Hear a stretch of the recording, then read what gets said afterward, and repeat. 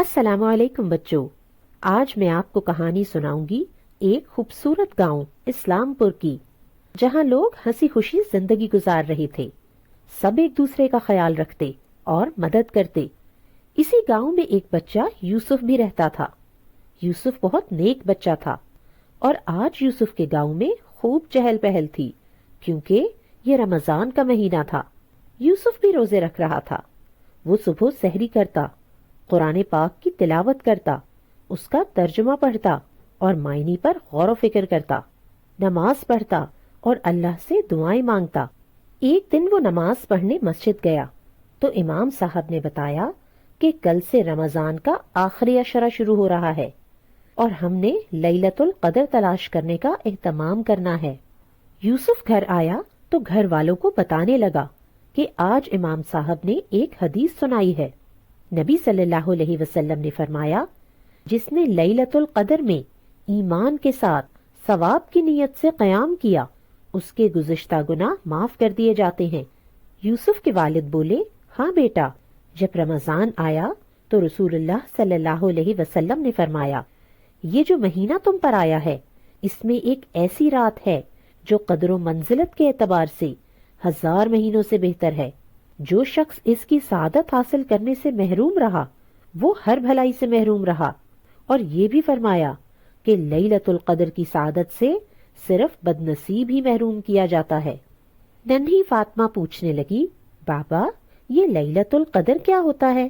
بابا بولے، بیٹا یہ ایک بہت ہی خاص رات ہے جو رمضان کے آخری 10 دنوں میں آتی ہے، اور طاق راتوں میں سے کوئی ایک رات ہوتی ہے، یعنی 21، 23، 25، 27 یا 29ویں رات۔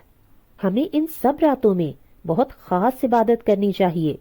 یہ رات سراسر سلامتی کی رات ہے۔ اس میں قیام کرنے والوں کے اللہ تعالیٰ تمام گناہ معاف کر دیتے ہیں، اور اس میں روح الامین یعنی حضرت جبرائیل علیہ السلام اور فرشتے زمین پر اترتے ہیں۔ آج فاطمہ نے اپنی سہیلیوں کو بھی افطاری پر بلا رکھا تھا۔ وہ پوچھنے لگی، ہمیں بھی بتائیں ہم اس رات میں کیا عبادت کریں؟ فاطمہ کے بابا بولے، بیٹا اس رات میں آپ نماز اور تراویح کے علاوہ مزید نوافل بھی پڑھ سکتے ہیں۔ قرآن پاک کی تلاوت، اللہ کا ذکر، قرآنی اور مسنون دعائیں مانگنا، یہ سب کام آپ بدل بدل کر کریں تاکہ آپ کی توجہ قائم رہے، اور اگر تھک جائیں تو قرآن پاک کی تلاوت سن سکتے ہیں یا کوئی اچھی کتاب پڑھ سکتے ہیں۔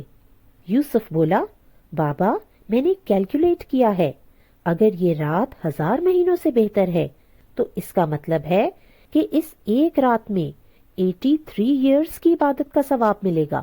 پھر تو ہمیں اس کا ایک لمحہ بھی ضائع نہیں کرنا چاہیے۔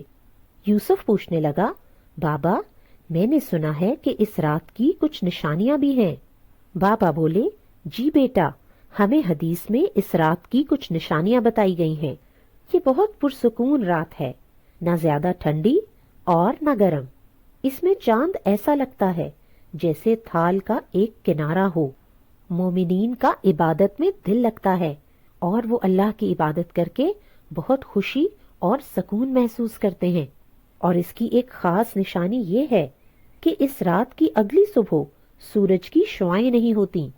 بیٹا ہمارا کام ہے کہ ان 5 راتوں میں اللہ کی خاص عبادت کریں۔